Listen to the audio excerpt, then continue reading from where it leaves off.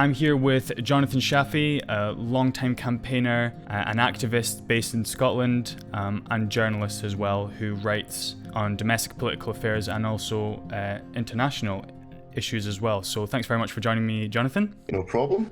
Nice to be here.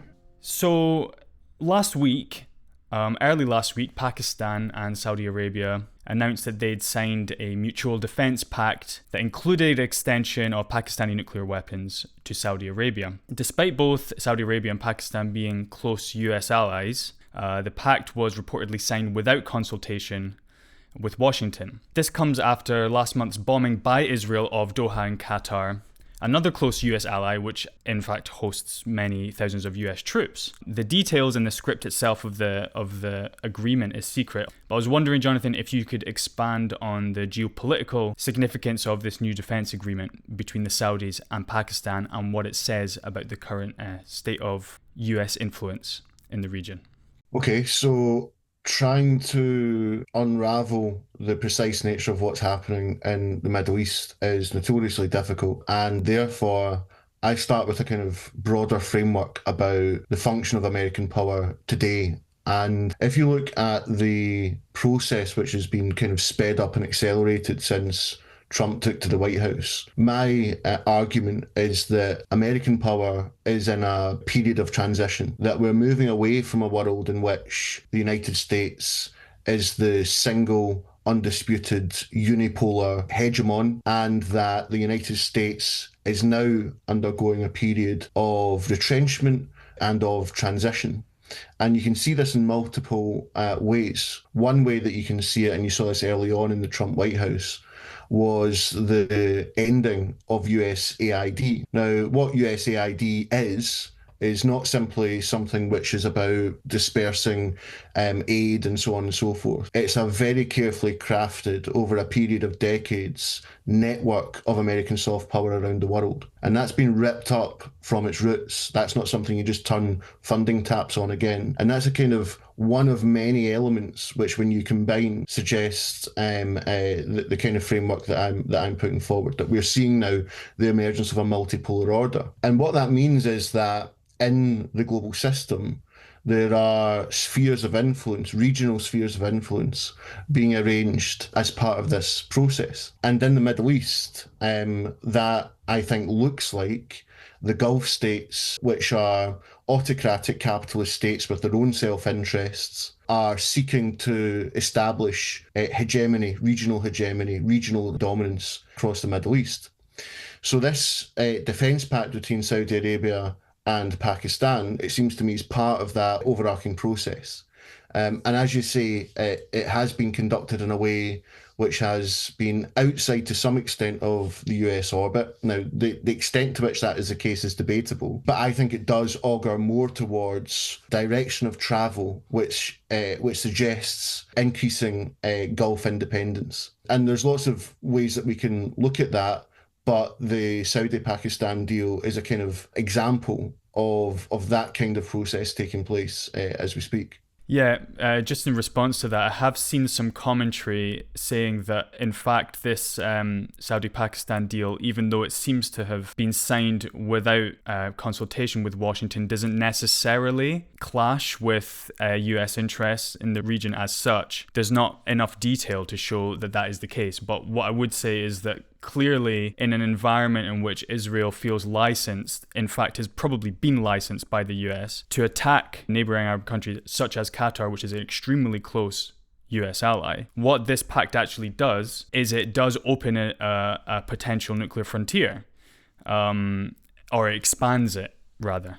I wanted to follow on your comments about this emerging multipolarity, and in a recent article for Tribune, and actually across much of your other writing, you've been commenting on changing geopolitical dynamics in the Middle East, especially during the course of Israel's genocide in Palestine.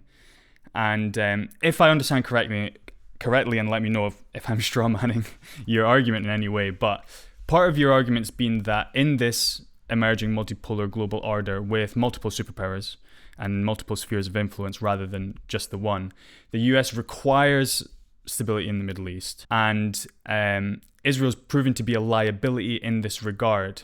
And as such, Washington might pursue a policy which prioritizes regional cohesion rather than Israel's expansionist goals. I mean, that's emblematic in Trump's Abraham Accords from his first term. Recent events, though, do seem to suggest that US has doubled down on an Israel first policy, exemplified by their allowing the bombing of Qatar. And so I was just wondering, do you still think that the US is intending to pursue a policy of regional stability which would involve restraining Israel? Or are we heading towards more hawkishness, including possible further confrontation with Iran? So, a number of dynamics there. I mean, first of all, just to be clear, I don't view the Gulf states as being in any way antithetical or in conflict with the United States.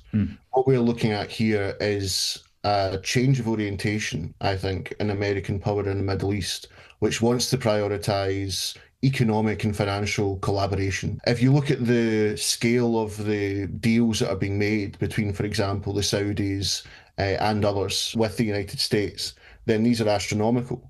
In fact, the United States and Saudi Arabia just conducted the world's largest ever arms deal between the two. So that's what I think the United States is interested in, as opposed to a kind of permanent empire wars and occupations, which have proven to be deleterious.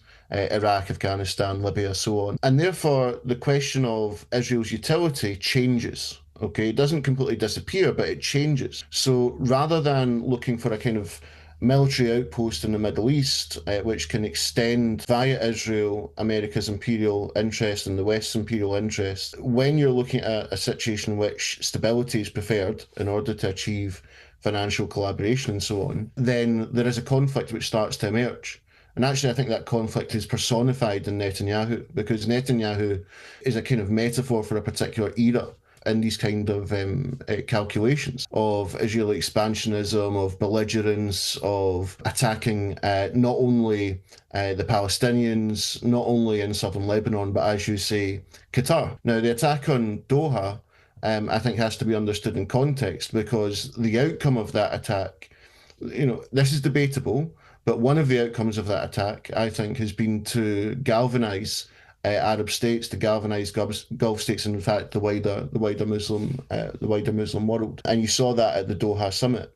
Now it's easy to kind of say, yeah, but they never kind of struck back and that type of thing. But what we're looking at here is something which is a much longer term diplomatic and economic process of recalibration in the Middle East. And unfortunately, I think all sides, the Gulf states, Israel, the United States, the West, all of them are using Gaza and the people of Gaza as a kind of proxy in this process. So the negotiations about what happens in Gaza are really an extension of what these vying forces want the region as a whole to look like over the next number of decades. And that's why, in part, we are seeing the potential for new flare-ups, for new exchanges. And for that reason, I wouldn't rule out another exchange between Iran and Israel, for example.